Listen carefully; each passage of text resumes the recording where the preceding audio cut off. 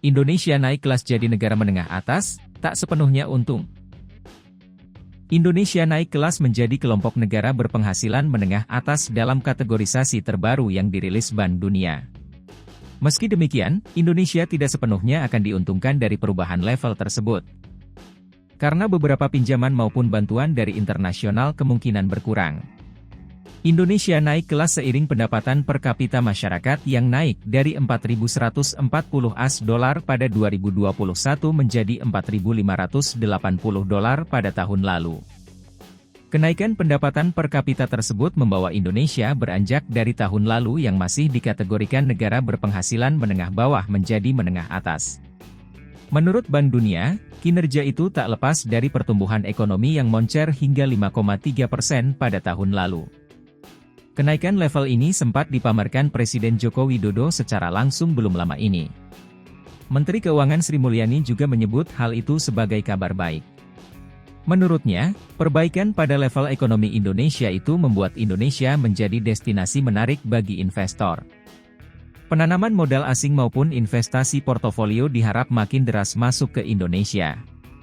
Di sisi lain, ekonom Lembaga Penyelidikan Ekonomi dan Masyarakat Universitas Indonesia Teku Riyafki menilai tak ada keuntungan yang signifikan dari kenaikan status tersebut.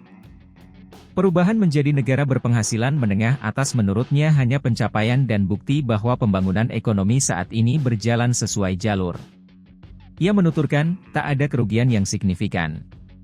Meski demikian, naik kelas ini berarti Indonesia akan dipandang memiliki ekonomi yang lebih baik. Artinya kemungkinan beberapa bantuan internasional akan berkurang karena Indonesia bukan lagi negara menengah bawah dan makin jauh dari kriteria negara miskin yang perlu mendapat bantuan.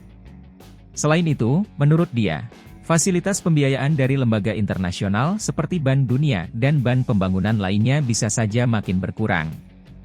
Pasalnya, Indonesia bukan lagi negara berkembang yang masuk kategori sangat miskin atau perlu mendapat pinjaman dengan biaya murah. Kemungkinan berkurangnya dukungan pembiayaan murah dari internasional ini akibat posisi Indonesia yang naik kelas juga diungkapkan oleh ekonom Core Indonesia, Yusuf Randy Manilet.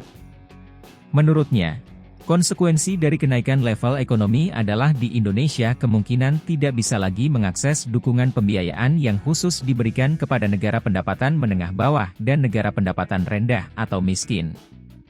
Bank Dunia memiliki sejumlah institusi yang memang khusus memberikan pinjaman proyek atau program ke negara kategori berpenghasilan menengah dan kategori rendah. Bank Internasional untuk Rekonstruksi dan Pembangunan misalnya, hanya memberikan pinjaman kepada negara berpenghasilan menengah dan pinjaman terjangkau untuk negara berpenghasilan rendah. Asosiasi Pembangunan Internasional memberikan pinjaman tanpa bunga dan juga hibah kepada negara yang dianggap miskin.